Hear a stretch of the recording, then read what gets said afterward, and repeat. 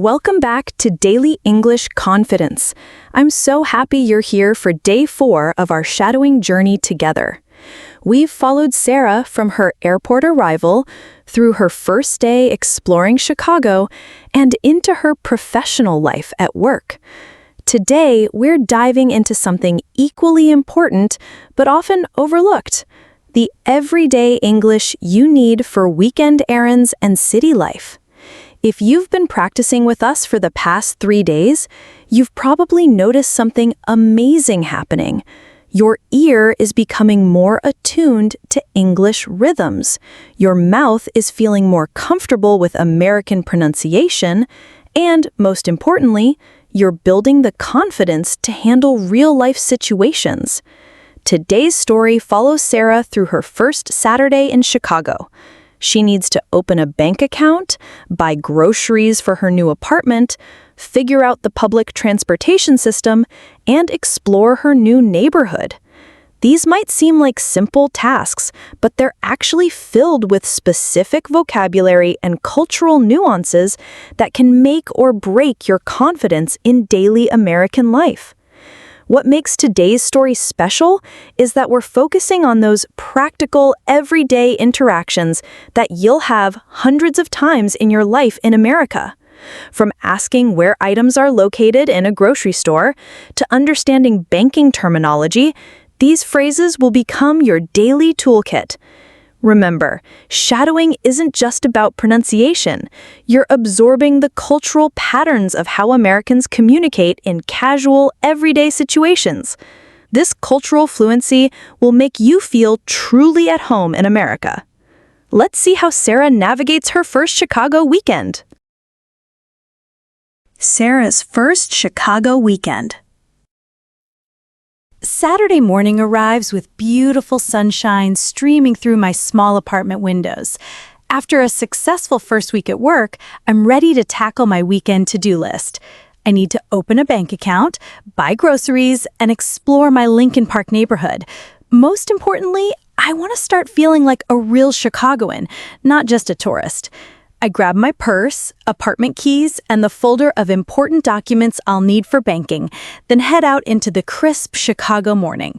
The streets are already bustling with weekend energy. Joggers heading toward the lake, families walking to breakfast spots, and dog owners chatting while their pets sniff around tree bases.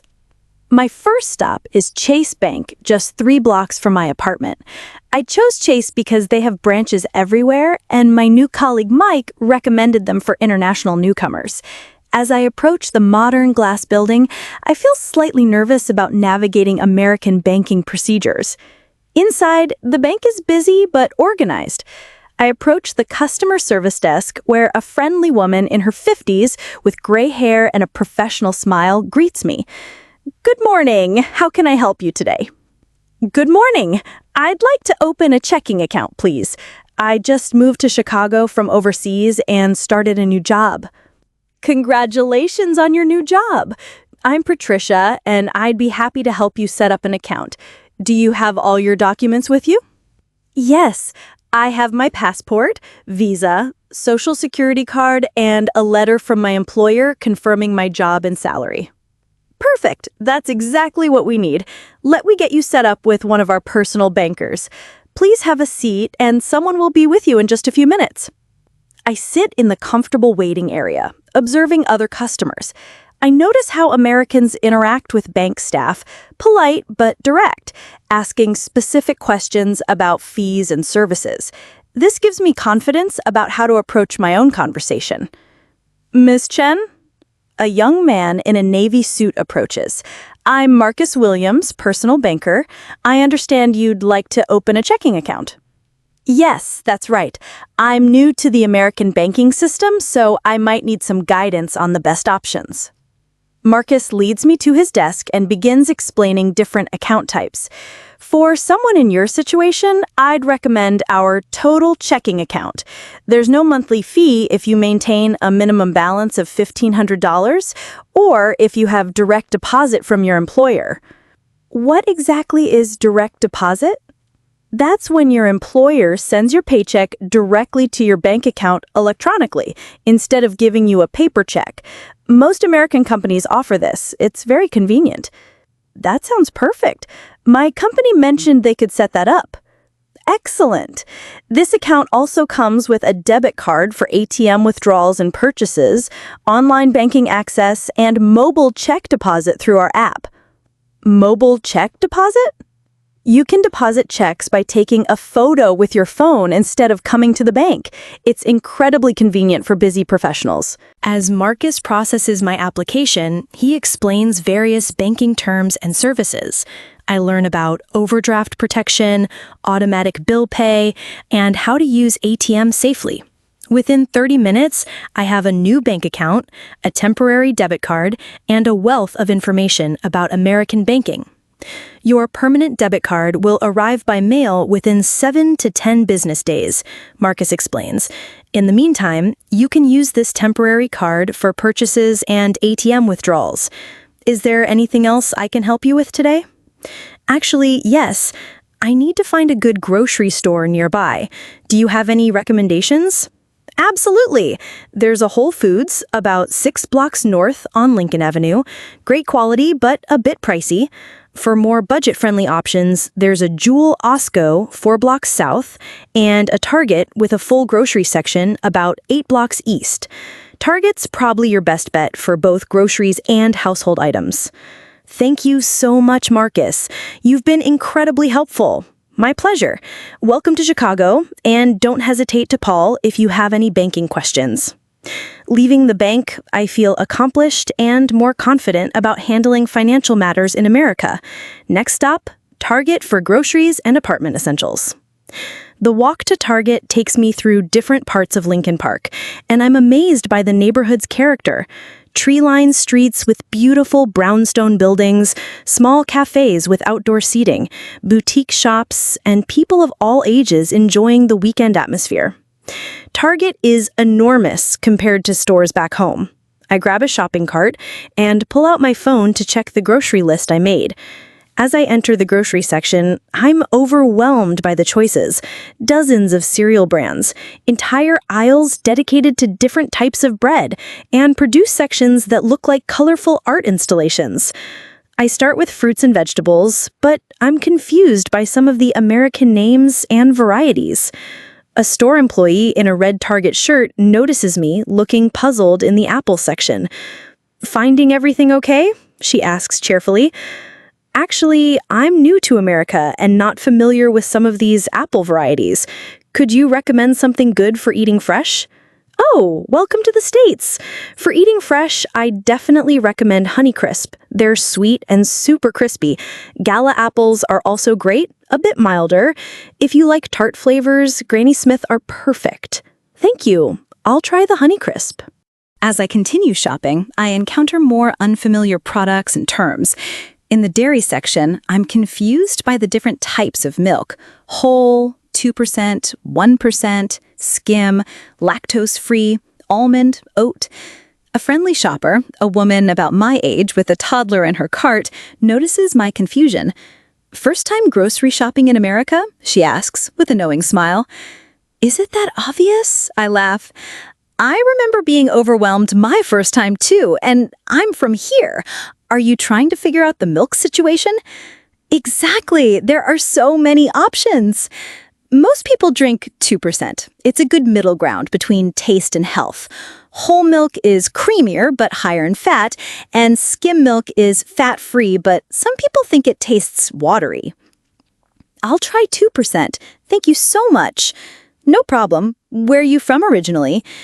I tell her about my recent move to Chicago, and she shares recommendations for local restaurants, parks, and weekend activities.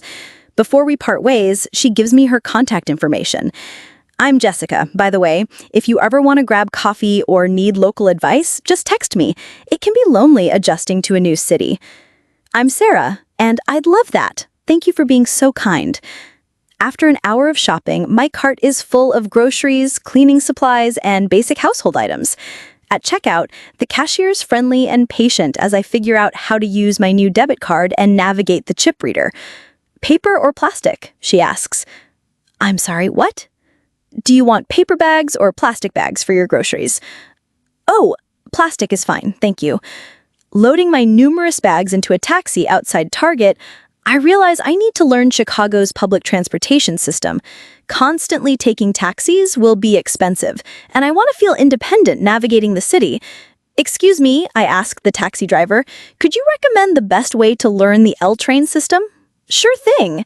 Download the Ventra app on your phone. That's the official CTA app. You can buy train passes, see schedules, and get directions. The Red Line and Brown Line both stop near Lincoln Park, so you're in a good location. Back at my apartment, I spend the afternoon organizing my purchases and setting up my new living space. As I put groceries away, I feel a sense of accomplishment. Each small task completed makes Chicago feel more like home. Around 4 p.m., I decide to explore my neighborhood on foot. I download the Ventra app and walk to the nearest L station to get familiar with the system. The Fullerton station is impressive, clean, well-organized, and filled with helpful signage. I approach the customer service window where a CTA employee is helping other passengers. Excuse me, I'm new to Chicago and want to understand how the train system works. Could you give me some basic guidance? Of course. First, you'll need a Ventra card. That's your ticket for all CTA trains and buses. You can buy one right here at the machine or use the app on your phone. He walks me over to the Ventra machine and explains how to purchase different types of passes. For regular commuting, most people get a 7-day pass or load money onto their card for individual rides. A single ride costs $2.50 for the L train. What's the difference between the different colored lines? Each color represents a different route through the city. The red line runs north-south and operates 24/7. That's probably most useful for getting downtown. The brown line also serves this area and connects to many neighborhoods. The CTA website has detailed maps, or you can use Google Maps for directions. I purchase a 7-day pass and practice using the turnstiles. The employee patiently explains how to tap my card and wait for the green light before walking through. One more tip, he adds. During rush hours, roughly 7 to 9 a.m. and 5 to 7 p.m., trains can be very crowded. If you're not in a hurry, traveling outside those times is much more comfortable. Feeling confident about the basics, I decide to take a short practice trip. I board a Brown Line train heading towards downtown, planning to ride for a few stops and return. The train is clean and modern with digital displays showing upcoming stops and connections. As the train moves through different neighborhoods, I observe other passengers. People are generally quiet, reading, listening to music, or looking at their phones. Some make polite conversation, but there's a respectful atmosphere of personal space. At Belmont Stop, I notice a small commotion. An elderly woman with a walker is struggling to board the train quickly before the doors close. Without thinking, I stand up and help her steady her walker while she finds a seat. "Thank you so much, dear," she says gratefully. "These old bones don't move as fast as they used to." "Of course. Are you okay?" "Oh, yes. Just heading to visit my granddaughter in Lincoln Park. Are you from the neighborhood?" "I just moved there, actually. I'm still learning my way around the city." "Well, you picked a wonderful area. I've lived in Chicago for 60 years, and Lincoln Park has always been special. Lots of young professionals, beautiful parks, and the best farmers market on Saturdays." "There's a farmers market?" "Every Saturday morning in Lincoln Park Zoo parking lot. Fresh produce, local vendors, live music. You should definitely check it out." We chat for several more stops, and she gives me recommendations for local businesses, restaurants, and seasonal activities. When she gets off at her stop, she pats my hand warmly. "Welcome to Chicago, sweetheart. You're gonna love it here." As I ride back to my neighborhood, I reflect on the day's experiences. Every interaction, from banking to grocery shopping to public transportation, has taught me something new about American culture and daily life. More importantly, each conversation has built my confidence in handling real-world situations. Back in Lincoln Park, I stop at a small cafe called The Daily Grind that I noticed earlier. The afternoon crowd is a mix of students with laptops, friends catching up over coffee, and people reading books in comfortable chairs. I approach the counter where a barista with colorful tattoos and a friendly smile greets me. "Hi there. What can I get started for you today?" I look at the menu board, feeling slightly overwhelmed by coffee terminology I'm not familiar with. I'd like a coffee, but I'm not sure about all these different options. Could you recommend something? Absolutely. Are you looking for something strong, mild, sweet, or more on the bitter side? Something in the middle. Not too strong, but with good flavor. I'd recommend a medium roast Americano with a splash of cream. Or, if you want something a bit sweeter, a cappuccino is always popular. I'll try the cappuccino, please. Great choice. For here or to go? For here, please. As she prepares my drink, I notice the community bulletin board, covered with local events, apartment listings, and services. There are flyers for yoga classes, book clubs, volunteer opportunities, and neighborhood cleanup events. It gives me ideas for ways to meet people and get involved in the community. Here you go. The barista hands me a beautiful cappuccino with foam art on top. Are you new to the neighborhood? I haven't seen you before. Yes, I just moved to Lincoln Park this week. Still figuring everything out. That's exciting! This is a great area. If you're looking to meet people, there's a trivia night here every Wednesday evening, and we have live acoustic music on Friday nights. Very laid back and friendly crowd. That sounds perfect. Thank you for letting me know. I find a comfortable chair by the window and spend an hour people watching while sipping my cappuccino. I observe conversations around me, noting how Americans make small talk, order drinks, and interact in casual social settings. As the sun begins to set, I walk home through Lincoln Park Zoo, which is free and always open, enjoying the peaceful atmosphere and beautiful views of the Chicago skyline in the distance. My apartment feels more like home now, stocked with groceries and filled with the satisfaction of a productive day. Sitting on my small balcony with a cup of tea, I review everything I accomplished. Opened a bank account, learned grocery shopping basics, figured out public transportation, explored my neighborhood, and made several friendly connections. Each interaction built my confidence and helped me feel more integrated into Chicago life. Tomorrow is Sunday, and I'm planning to visit that farmer's market the elderly woman mentioned, maybe grab brunch somewhere, and continue exploring. But tonight, I'm content knowing that I'm not just living in Chicago, I'm becoming a Chicagoan. Now let's practice essential daily life phrases from Sarah's Weekend Adventure. These are phrases you'll use constantly in American daily life. Banking conversations. I'd like to open a checking account, please. I'm new to the American banking system, so I might need some guidance. What exactly is direct deposit? Grocery shopping. Finding everything okay? Could you recommend something good for eating fresh? Paper or plastic? Public transportation. Could you give me some basic guidance? What's the difference between the different colored lines? Cafe ordering. What can I get started for you today?